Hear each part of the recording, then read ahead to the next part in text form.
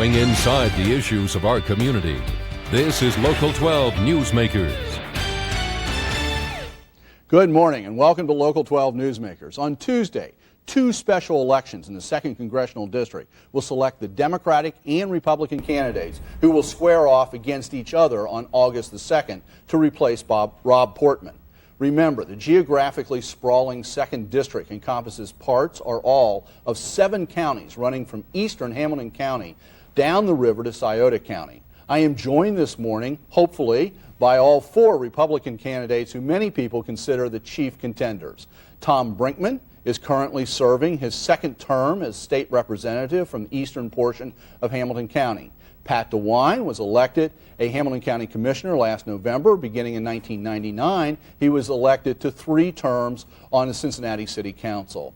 Bob McEwen, who has not yet joined us, served 12 years in Congress between 1981 and 1993 from the old 6th Congressional District. Since 1997, Mr. McEwen has worked in Washington as a lobbyist and a consultant with the firm of Advantage Associates. Gene Schmidt served from 2001 through 2004 in the Ohio House of Representatives from 1990 through 2000. Ms. Schmidt served as a trustee of Miami Township in Claremont County. All 3 of you who are here with us on time, I appreciate that, and welcome to Newsmakers. Hopefully we will be joined at some point. But let me begin by directing a question, Gene, at you. All Republicans seem to say that you are followers of the conservative tradition of the president, fiscal conservatives. What concretely will you do to bring into control the growing federal deficit and consequently the growing federal debt that used to be the big thing that Republicans clubbed Democrats over the head with? What will you do? Well, the first thing that I will do is to reform the tax code to make it more simplified for the average American to be able to sit down at their kitchen table and actually prepare that tax return. Do you think any progress has been made on that in the last 5 years? Because Rob Portman has been on this show because he was on a commission to study that. Has anything really been achieved? I mean, that's a promise out there. Well, you know, dialogue has occurred. Now we have to put that dialogue into action. The second thing that I would like to do regarding the tax code is to adjust or eliminate the alternative minimum, because that really is a 20-year-old tax issue that's getting into the pockets of average voters. Want to keep the president's tax cuts permanent, because when you create jobs, you create revenue. Revenue then helps bring down the deficit and the debt. The fourth is the wasteful spending that we all hear about, and there is wasteful spending. We're spending 1.2. Concretely, what would you eliminate? The $1.7 million or $1.2 million to study why people don't ride a bike to work. The $100,000 that we're studying to figure out if we can use soybeans for ink pens. Those are the kind of things that the pork barrel that's been going on for a long time is what I would like to eliminate. This third thing is to actually control spending by putting in measures that say you cannot spend more than you take in, period. I did that in the Ohio House with a piece of legislation called a tax and expenditure limit. I introduced it. I gave sponsor testimony. It's what we need. Okay. Tom, Pat, what would you say on this deficit spending question? Well, I mean, you know, the reality is that under the Republicans, we have not done a good job spending people's money. You know, we're looking at national debt that's $27,000 per person. The number of pet projects in the budget increased by 20% last year. You know, we can all talk about controlling spending, but I'm someone who has a record of getting that done at the city, identifying millions of dollars of wasteful spending and lowering property taxes. Did the same thing at the county commission, cut spending by 3.5% this year. Can you tell me something in the federal budget that you would cut right now? I would start with corporate welfare, the $120 million market access program, for example, that among other things spent $3 million to fund the Raisin Institute to market raisins overseas. That's a good place to start. Okay, Tom. Well, first thing, I'm support the BRAC, the Base Closing and Realignment Commission. It's a very good thing. We're saving money with that. I'm glad they're going through another round. It's going to hurt some bases in Ohio, but if they're not needed, we don't need them. we should do something similar in other areas. In virtually every department, and certainly agencies we should cut down. In the state legislature, we got rid of a bunch of boards and commissions, and it's certainly something we could do in, you name it, any type of the agencies they have. We're just wasting time and money. But the BRAC is a good model. We should be following it. Pat, just to be perfectly blunt about this, a lot of your opponents have, and this has sort of been the trend, especially on the Republican side, is to link evangelical Christianity and the identity of being a Republican, and saying that personal moral values are the litmus test. And your opponents, a number of your opponents, have attacked you because of your divorce and whatever, saying you're not qualified for office. Anderson Township Republican Party said you weren't qualified.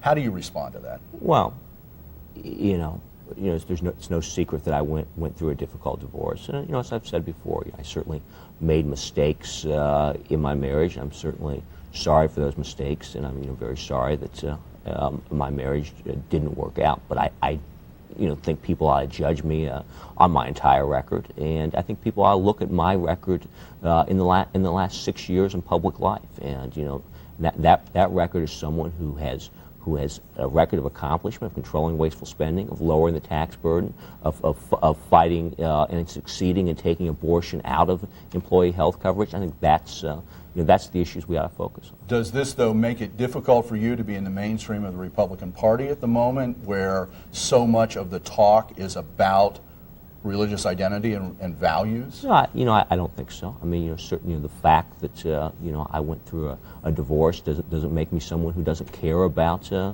those kinds of values. Tom, what do you think about this issue? Well, certainly people are using a personal litmus test on some of the candidates. I don't think that's right. I think we should be talking about issues and not about personalities. Character does matter, but at the same time, I'm uncomfortable when we get into people's individual personal lives, and but there is a fine line there. I go around and I say, hey, I've been married for 21 years. I'm not. That's just me. That doesn't mean that somebody's bad who's only been married for 6 years or who is unmarried. And I just think I'm just trying to fill in a picture of myself. But we have to be careful that we don't use that as, well, he's saying that to attack somebody else, because that's certainly not what we're trying to do. Jean, what about you? What about this issue? It's not about a divorce. We should stick to the issues. I do think that people are looking for someone with a moral compass so that they don't get lost in Washington. That's something that Joe Hagan spoke about at the Republican Lincoln Day dinner in Warren County, and it's something that I saw in Columbus, that if you don't have a strong moral compass, you can get lost so quickly. The issues that people want to know about: are you pro-life? Yes, I am. Are you pro-family? Yes, I am. Are you pro-Second Amendment rights? Yes, I am. Are you for the permanent tax cuts of the president? That's what people want to know about. National security, homeland security, social security. Those are the issues that the folks, at least that I've met in this 7-county district, are focusing on. They're not focusing on a divorce. They're focusing on whether you have the strong moral and character to go. I'll just be blunt, though. How does that relate to Pat? Is Pat not eligible to be a congressman? Do you think he's unqualified? No. No. Okay. I just want to clarify that. No. This may or may not be related, but there is a new commercial that's out there suddenly with the Hamilton County prosecutor, Joe Dieters, saying that, Tom, that you don't support the death penalty. One, I want to find out what your stance is, and secondly, why your stance is whatever it is. I want to get clear, because I don't really know much about this. Well, I'm 100% pro-life from conception to natural death. I don't support the death penalty. I don't support abortion. I think that it's not ours to take away life. And I stand proud on that decision.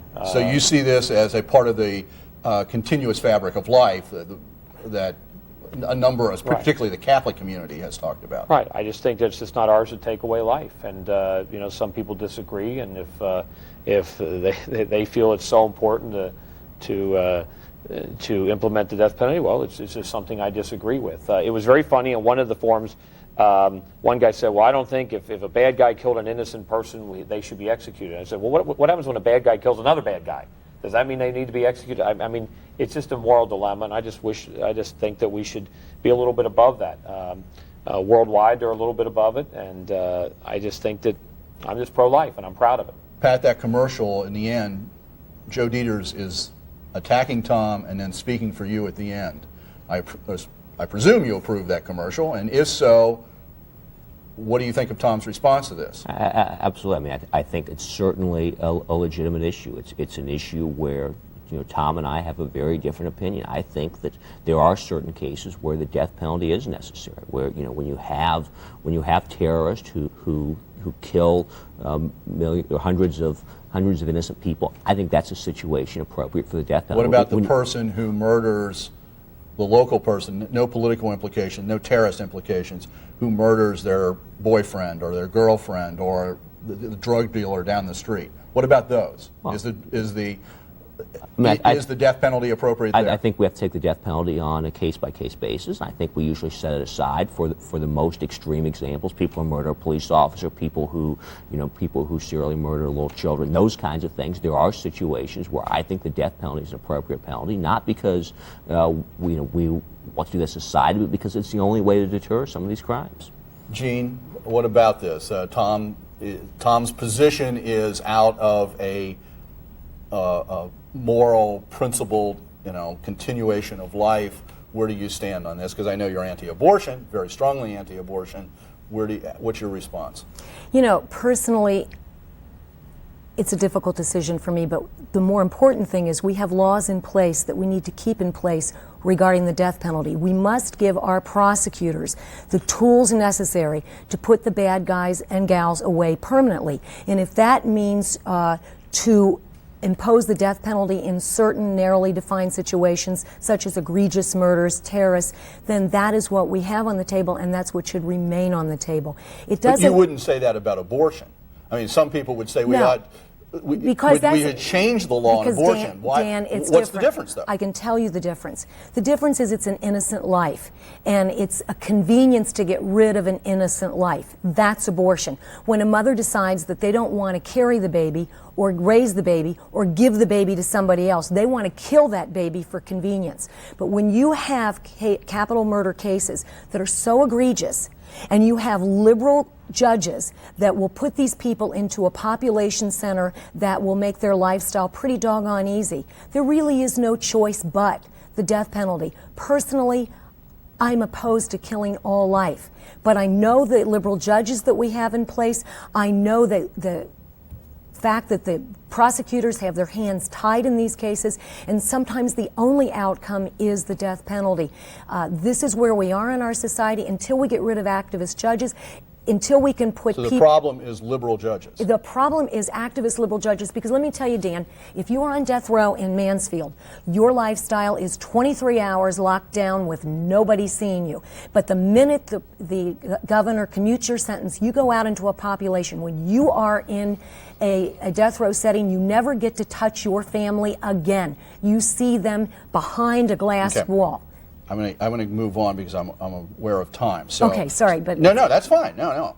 Tom, since this is all about you, do you want one more comment on this, or well, I'm just 100% pro-life. I'm proud of it. I don't think it's art. It's it says "Thou shalt not kill," and I just really believe that. Okay. An area that the president has been very clear on is Social Security. There's a plan out there for privatization. It's one piece of the plan. Given what's happened, and both of you were in the state legislature, given what's been revealed in the last week or so about the workers' comp situation, where the state supposedly invested our money with people who knew what they were doing, and we found out that millions and millions of dollars have been lost, how can you then turn around with a straight face and say, oh, well, ordinary people will be able to invest their money better than the Social Security system we have today, and we don't have to worry about this? What's going on here? Where are you on Social Security, and how do these recent revelations affect that. Well, I don't think anyone thinks we ought to be investing Social Security money in rare coins, as the state of Ohio was doing. That's what Republicans were doing. Well, that was a mistake, and people should have known better. But there's the rare coins, which is $13 million, but then there's the rest of this, which is much larger than that, which I think was invested more traditionally. The problem was there was lack of oversight with these boards and commissions, and that's not the only board and commission in the state of Ohio that's had a lack of true oversight. But isn't that the same thing in Social Security? No. Individuals are going to be out there. They're not going to be guided. I think you're comparing apples to oranges. First off, the president doesn't have a plan. He's thrown out an idea, and what he wants to do with that idea is to see how the citizens of the United States respond to that idea. From that, he's going to develop his plan. I think that a component of that should be privatization, but privatization that has strong oversight control, that with accounts that are truly managed, that safeguard from speculative accounts investment. that I really can choose, or accounts that somebody else is choosing for me? Well, I think it should be similar to what they have with banks. Banks are allowed to invest their money in private format, but it's under a very controlled setting so that the banks don't go under. And I think that that's something that we can do in Congress, is to put the controls out there so privatization really works. Tom, I want to give you a quick chance, and then Bob McEwen has just gotten to the studio, and I think we're going to break and get him on the set. Well, in the state legislature, we passed pension board oversight reform. We have done that. Look, I've had private accounts on my own money. Some years they win, some years they lose, but overall, we all know they do go up. And so I don't want to take just one bad investment year and say, oh, that's the way it's going to be. I think we should. So you support the Social Security? We should have a little bit of privatization, but I think we should also stay with the CPI index and not a wage-based index. The reality is over any long-term period in this country for 25 years or more, people would have more money if they had been able to invest their money in private accounts than pay into Social Security. I'm going to take a break right now and get Bob McEwen on the set, and we'll come back and continue this discussion.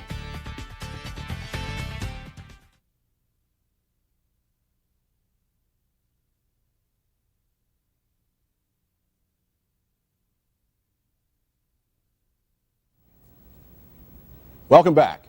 Bob McEwen, who was in Congress for 12 years, from 1980 to 1993, I'm trying to remember my original introduction, has joined us.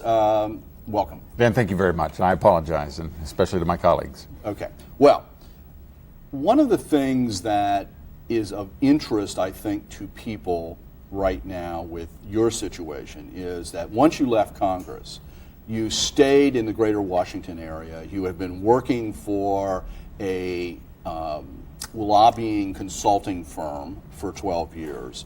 You have not lived day by day in the district. How can voters be confident that you know what their concerns and their needs are? And secondly, how can they be confident you're representing them and not former client? Dan, thank you so very much for that question. I appreciate your asking it. As you know, when Rob Portman ran for this seat, he had been a representative in Washington of interest and had his home here. This was his birthplace. And just as I have represented in the state legislature for 3 terms and in the Congress for 6 terms, the 6 of the 7 counties here in Ohio, our home has always been here. Our residency has always been here. We've never voted anyplace else, never had a driver's license, never registered a car. This has always been home, even though we've owned property in other states. And so the issue is, why is it that every elected official in the courthouse in Warren County, save one, gratuitously endorsed me, and why the state legislators and others are working actively on my behalf? Because they know that when Route 32 needed to be completed, it was my legislation that did that. And now we need to complete the Eastern Corridor. That when 3 bridges have been built over the Ohio River in the last 20 years, I was the one that authorized and got the financing for that. And then when we had for 4 years an authorization here in Cincinnati, they couldn't choose a location, and so we missed that opportunity. So someone who's been working with the people in this area their entire lifetime brings the experience that comes from 6 years, 6 terms of seniority, that as Rob leaves after 6 terms, I move in with 6 terms and continue to have the seamless relationship. Rob had worked for the White House and also in a law firm in Washington, but my residency has always been here.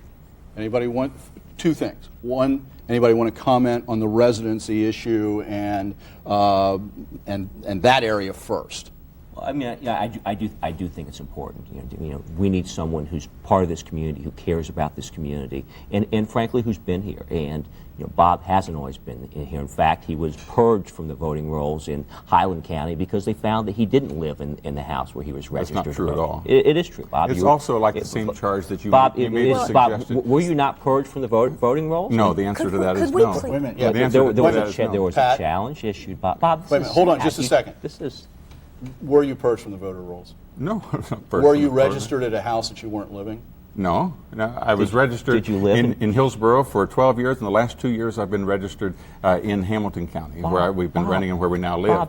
Bob, also is Bob, while you're the Board making of these Elections similar held a hearing. charges, while you're similarly holding these charges, you suggested that I made a TV commercial attacking Rob Portman. Virtually everyone on his campaign has called my office and is working for us this last weekend because that is totally untrue, and you know it. Bob, Okay, it's now not hold- untrue. stop Bob, this. you launched one of the most vicious. Gene or Tom, could do we either get- of you want to talk Yes, about It's like do, saying you you didn't know- bounce Wait a minute, 166 Pat, chicks. Tom, Really, Gene? the issue here is what's on the mind of the voters, Correct. of the constituents of this community.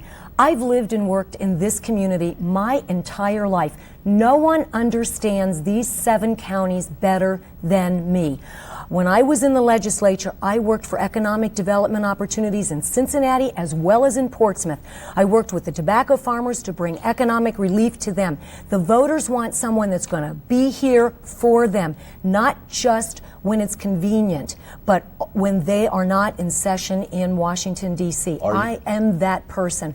I'm not going to be in Washington on the weekends. I'm going to be home on the weekends. Are you implying there, though, that Bob isn't there? I'm not saying that at all. I You're would only never. saying- I'm only saying for me. Okay. I'm not going to speak anything about Okay. any other person I but am myself. aware of time. Tom, do you want to comment on this part of it? My only comment is that Willis Graston was also from Cincinnati, and I think most people feel that he wasn't here for us for almost 20 years.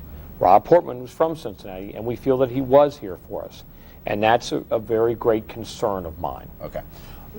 Bob, you also raised some interesting questions about getting federal funding for a variety of projects. Route 32,